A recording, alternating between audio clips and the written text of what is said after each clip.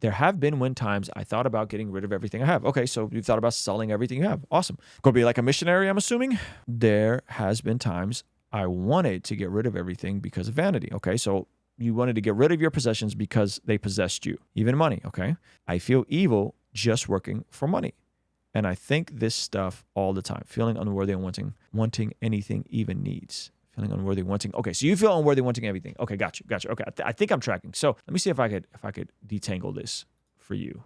I got two passages that come to mind, and I'm sure a lot of you guys feel this way. And oddly enough, I'm writing a book about this. Okay, passage number one we're going to look at is I've covered this before, but man, this is a controversial passage, and some of you guys get really uncomfortable. Both of these passages are controversial, and this is a really good got questions article. And by the way, a friend of mine just we had this conversation. He's a pretty successful YouTuber. He was kind of struggling with some of the same things you're talking about, specifically in terms of scaling his team.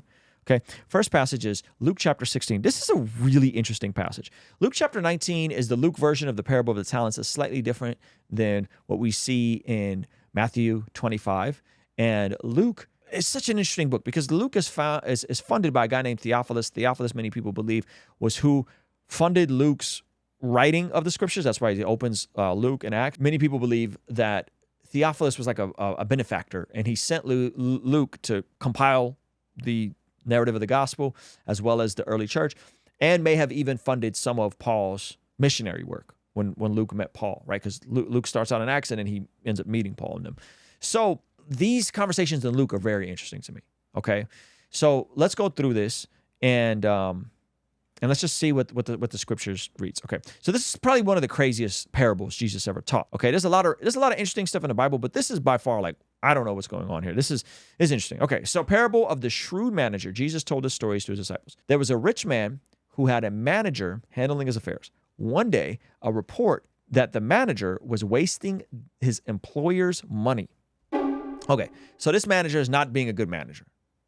All right, he's not being a good manager. So the employer called him in and said, "What is this I hear about you? Get your report in order because you're going to get fired." Okay, so he's like, look, tripping financially, some sketchy stuff going on. The manager thought to himself, now what? My boss has fired me.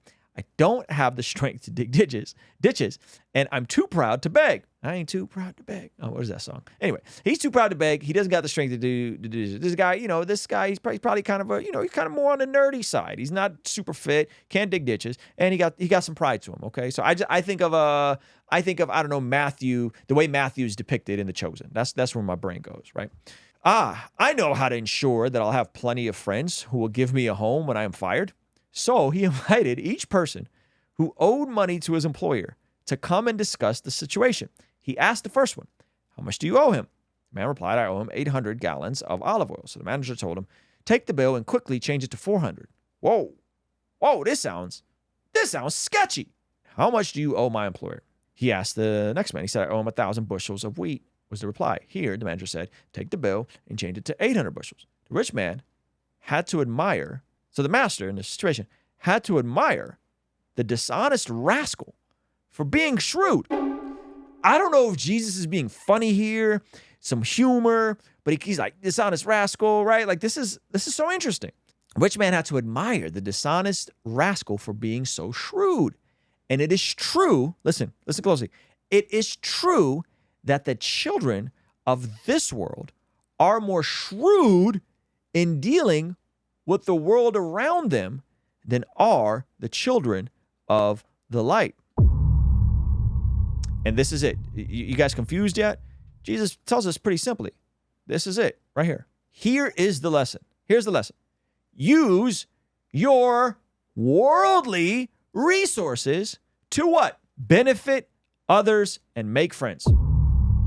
Then, when your possessions are gone, they will welcome you to an eternal home. Ooh, this is controversial. And check out the next application point. Oh, this is gonna hurt. This is gonna hurt. What is Jesus saying right here? If you are faithful in little things, you will be faithful in large ones. But if you are dishonest in little things, you won't be honest with greater responsibility. And if you are untrustworthy about worldly wealth, who will trust you with the true riches of heaven? And if you are not faithful with other people's things, why should you be trusted with your own? No one, and then, so this is the verse that everybody likes to quote. This is the verse everybody, no one can serve two masters, for you will hate one and love the other. You will be devoted to one and despise. It's like when you're like, hey man, I have dreams, I have ambitions, I want to build a career, I want to build a business. You can't serve both God and money, right? You cannot serve God and money. True. So what do? We use money to serve God and God's people. Evil people use people to get money. Godly people use money to serve people. Do you guys see the difference here? In terms of Douglas's conversation, if you have resource, if you have a nice job, clearly he dropped a massive super chat on this. If you're being faithful, this is the application.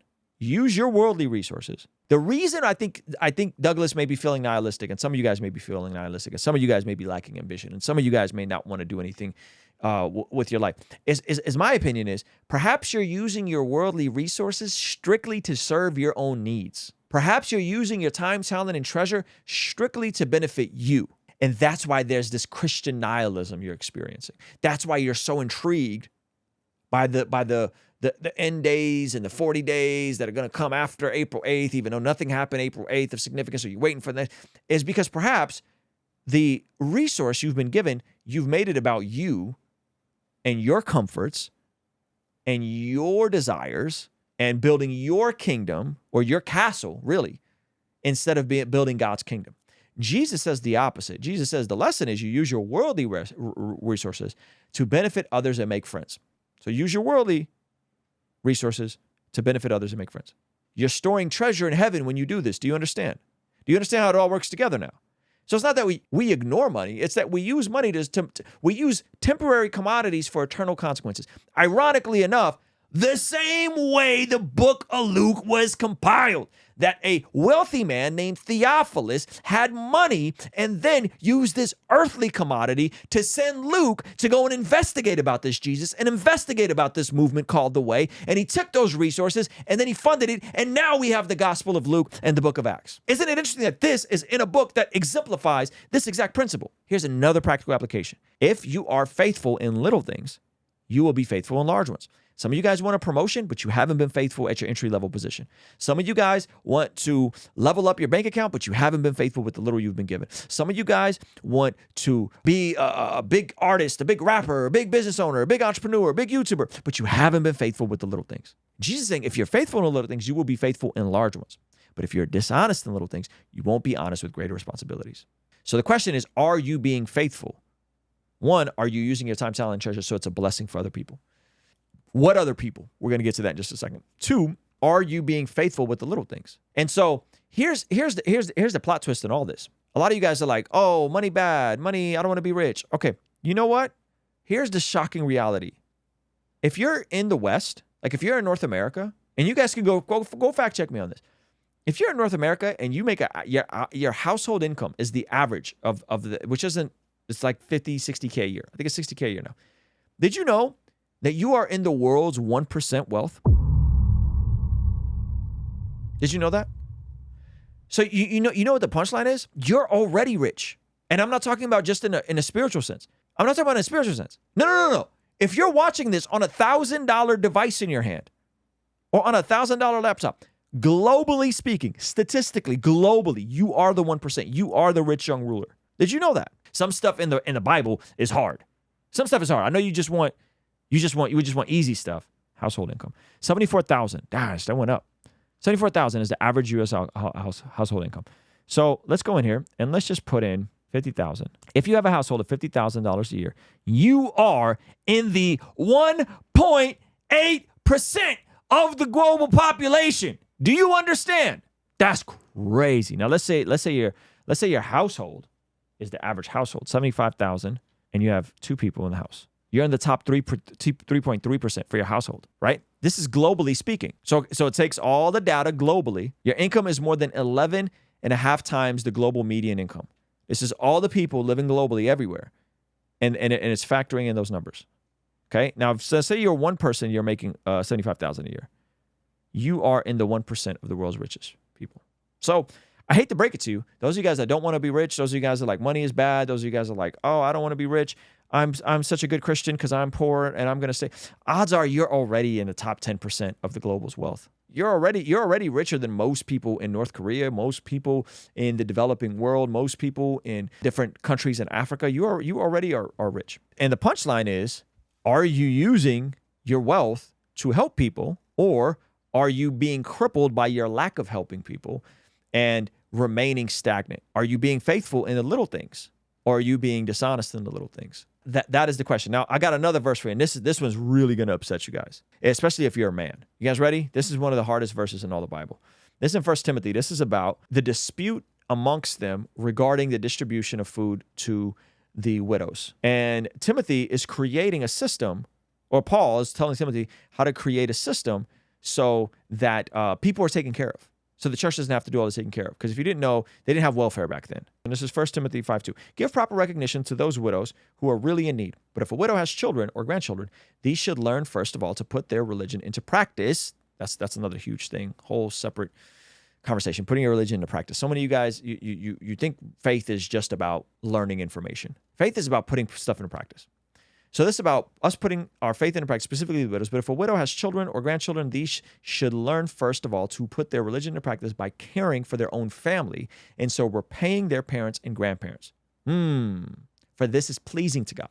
The widow, who really is in need and left all alone, puts her hope in God and continues night and day to pray and ask God for help. But the widow who lives for the pleasure is dead even while she lives. So there's widows who are dependent on their family. There are widows who don't have a family, and there are widows who could be dependent on a family, but they're being dependent on the church. And there's younger widows who are, according to Paul, live for pleasure. Give the people these instructions so that no one may be open to blame. And this is a hard verse. Anyone. So now he takes it to the church. So he's like, look, the church can't take care of everybody because there are widows who don't have anybody. They don't have a family. Okay. So widows who do have a family, this is who he's talking to. He says, anyone who does not provide for their relatives, and especially for their household, has denied the faith and is worse than an unbeliever. I'll read it to you again. So money, wealth, what are we supposed to do? Well, if you just are getting money to serve all of your desires and to just buy frivolous things and eat junk food as often as you want to, well, of course you're going to feel nihilistic. Of course you're going to feel like it doesn't make sense. And so within the early church, there's this decree that the church should be caring for the widow and the orphan, right? The widow and the orphan, they were the most vulnerable in the society. Remember, they did not have a welfare system. And those people who did have children that were still able-bodied are encouraged to care for their own relatives, especially for their household. And if you haven't, it says you've denied the faith and is worse than an unbeliever. So if your money is just about you, you're going to feel pretty empty. You're going to feel pretty sad. You're going to feel like you just work for money and to gratify your desires. But if your money is about using earthly commodities for eternal impact, starting with, see, there's an order here, especially your own household. You start with providing for your own household, then for your relatives, then for your local community, extended. There's a hierarchy here. I know some of you guys hate hierarchy. You guys hate rules. You hate structure. There's a hierarchy here. First, take care of your household. Are you earning enough to take care of your own household so that you're not living hand to mouth? Why? If you're not, okay, do you need to develop some more skills? Do you need to develop some more relationships? Do you need to do some healing? Perhaps get some treatment for your mental health so that you can develop some more skills, so that you can go and work. So are you taking care of home base? You got to take care of home base first. Then that's extended to your relatives, your parents. Then it's for the greater community, the local church who is supposed to be taking care of, having benevolence, taking care of the single mom, the widow, the orphan. And so much of our angst around money, having too much, having too little, feeling like we're just working for money, can be alleviated by simply living out these principles. Are you, first and foremost, taking care of yourself, taking care of your household, taking care of your extended family? And if you do that, I promise you, if you actually use money to serve people instead of using people to serve money, I promise you there will be less angst around these conversations. There will be less drama. There will be less cognitive dissonance. There will be less tension. But And by the way, you don't have to be rich to be mastered by money. You don't have to be rich to be mastered by, to have money be your God. Mismanagement of resource can also indirectly show that your God is your belly, because you're just living for the moment. Just living for the moment. You're literally just living from moment to moment, experiencing the lowest level of satisfaction, not understanding that true happiness, true joy isn't in just serving your carnal needs of eat and sleep and have sex, that there's higher degrees. Some of you guys confuse desire, drive, ambition for greed. They're not the same thing. You could be greedy without anything. You could be generous without anything. You could be very generous when you have a lot. You could be very greedy when you have a lot. The question is, what is your relationship to these things, right? What is your relationship to these things? And so if your entire paradigm is money's bad, I just work to eat and I hate it and I don't have anything going for myself and it's just like, I just feel great. Are you using your money to serve people? Are you using your money to serve people? Are you using your money to first take care of your family? Are you able to take care of yourself first? And I think when people aren't, there's usually something there. There's usually something there. Perhaps there is some healing that needs to happen. Perhaps there's some confession of sin that needs to happen. Shout out to Celeste. Appreciate you saying, I'm fortunate enough to stay home because of my husband's job. So that gives me time to put more time in a church. There you go. So you got to take care of home base first. That looks like, Ramsey calls it the 4 walls: shelter, food, clothes, transportation. You got to start there. You got to take care of that. Then you got to take care of your family. Then you got to take care of your extended family. Then you got to take care of your local church. If you call yourself a Christian, but you're really just living for yourself or the lack of taking care of yourself, what is that? What kind of practice of faith is that? Like, you call yourself a Christian, that means you're a little Christ, but yet your life is just about you or the lack thereof of taking care of just you. So if we go back to this initial passage, here's the lesson. Use your worldly resources to benefit others and make friends. Then when your possessions are gone, they will welcome you to return home. If you are faithful in little things, you will be faithful in large ones. But if you are dishonest in little things, you won't be honest with greater responsibilities. We want to be honest, and we want to get greater responsibilities by first being faithful in the little things. We see, according to the Bible, that prayer is extremely important in terms of us being transformed from the inside out when we get aligned with God's will. For the Christians watching this channel, I want you guys to implement these spiritual disciplines in your day-to-day life. And the only way I've been able to do this consistently is through writing down my prayers in a prayer journal that does a few things. One, it allows me to reflect and come to God humbly and ask Him to move on my behalf. And 2, it allows me to document my prayers, which ultimately help me remember the very things that I was praying for and see the hand of God tangibly in my life when He answers them. So I would urge you, consider writing down your prayers. It could be in a blank notebook. It could even be on your phone. Or you could check out the one I personally designed and used for my own quiet time and spiritual discipline that I think will be a huge blessing. It's the exact structure and system that I've used for years to pray and be more consistent in my spiritual disciplines. You can pick yours up today by clicking the link in the pinned comment below. All right, I'll see you over there. Peace.